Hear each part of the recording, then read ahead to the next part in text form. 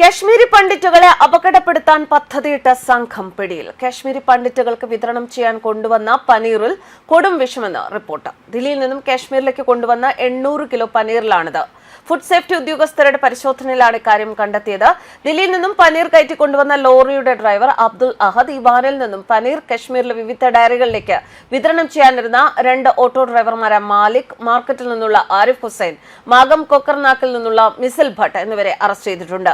കാശ്മീരി പണ്ഡിറ്റുകളാണ് ഈ പനീർ ധാരാളമായി കഴിക്കുന്നത്. പാലിൽ നിന്നെടുക്കുന്ന പനീർ ഇവരുടെ ആഹാരത്തിന്റെ പ്രധാന ഭാഗമാണ്. വിവിധ കറികളിൽ ഇവർ പനീർ ഉപയോഗിക്കാറുണ്ട്. ഈ കാശ്മീർ ഹിന്ദുക്കളുടെ ആരോഗ്യത്തെയാണോ മായം കലർന്ന പനീർ വഴി ലക്ഷ്യമിട്ടിരുന്നത് എന്ന് സംശയിക്കുന്നു. തക്കിയ കൊക്കർനാക് സ്വദേശി മുഹമ്മദ് ഇക്ബാൽ, കൊക്കർനാക് സ്വദേശി മൻസൂർ അഹമ്മദ് സർദാൻ എന്നീ ബിസിനസ്സുകാർക്ക് വേണ്ടിയാണ് ഈ പനീർ ദില്ലിയിൽ നിന്നും കൊണ്ടുവന്നിരിക്കുന്നതെന്ന് പോലീസ് സ്ഥിരീകരിച്ചു. ഈ കുറ്റവാളി ശൃംഖലയിലെ മറ്റു കണ്ണികൾ കണ്ടെത്താൻ അന്വേഷണം തുടരുകയാണെന്ന് പോലീസ് പറഞ്ഞു. റാലെവ് ഗാലെവ് യാ ചാലെവ് 1990കളുടെ തുടക്കത്തിൽ കാശ്മീർ താഴ്വരെ പ്രകമ്പനം കൊള്ളിച്ച കുപ്രസിദ്ധ മുദ്രാവാക്യമാണിത്. റാലെവ് ഗാലെവ് യാ ചാലെവ്. അതിന്റെ അർത്ഥം മതം മാറുക, നാടുവിടുക അല്ലെങ്കിൽ മരിക്കുക എന്നും.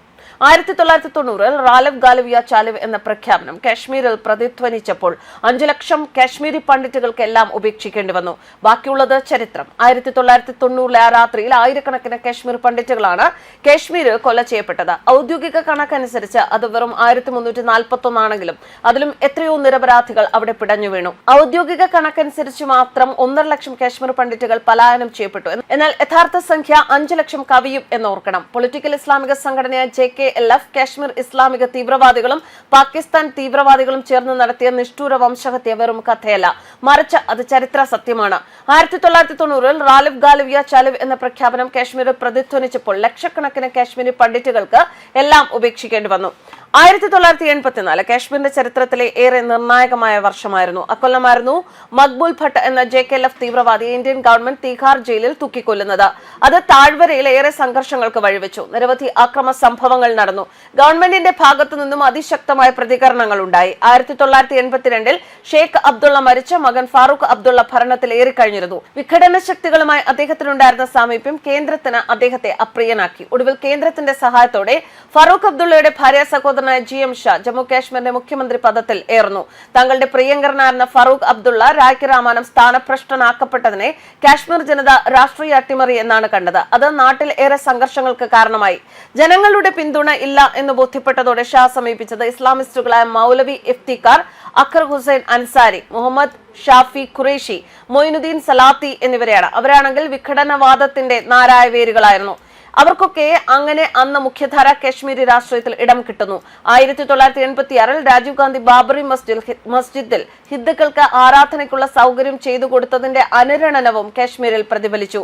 അക്കൊല്ലം തന്നെ മുഫ്തി മുഹമ്മദ് സെയ്ദിന്റെ മണ്ഡലമായ അനന്ത്നാഗിൽ ഹിന്ദു ക്ഷേത്രങ്ങൾക്ക് നേരെ തുടർച്ചയായ ആക്രമണങ്ങൾ നടന്നു.